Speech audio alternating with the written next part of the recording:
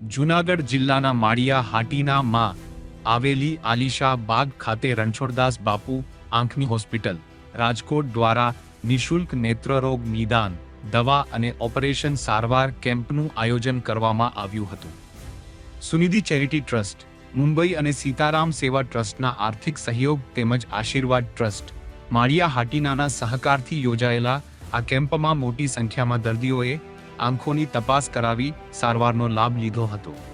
આયોજકોના જણાવ્યા મુજબ દર મહિને યોજાતા આ સેવા કેમ્પ દ્વારા અત્યાર સુધીમાં 20,000થી વધુ દર્દીઓના સફળ આંખના ઓપરેશન કરવામાં આવ્યા છે.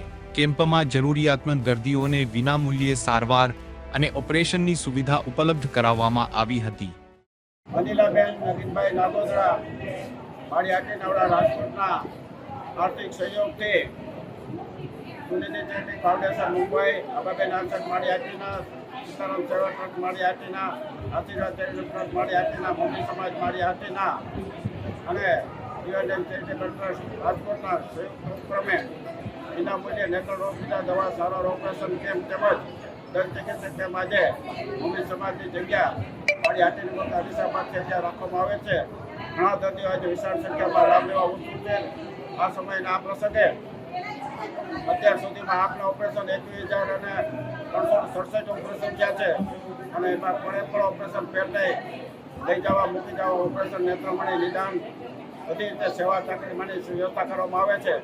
એક ઓપરેશનનો 15,000 ખર્ચ પણ આ લોકોને એક પૈસાનો ખર્ચ ન થાય ત્યારે તો ઓપરેશન થાય છે. દાંતના કેમ્પમાં પણ બધા દાંત ઉગાડી જશે વગર કાઢી આપે રાત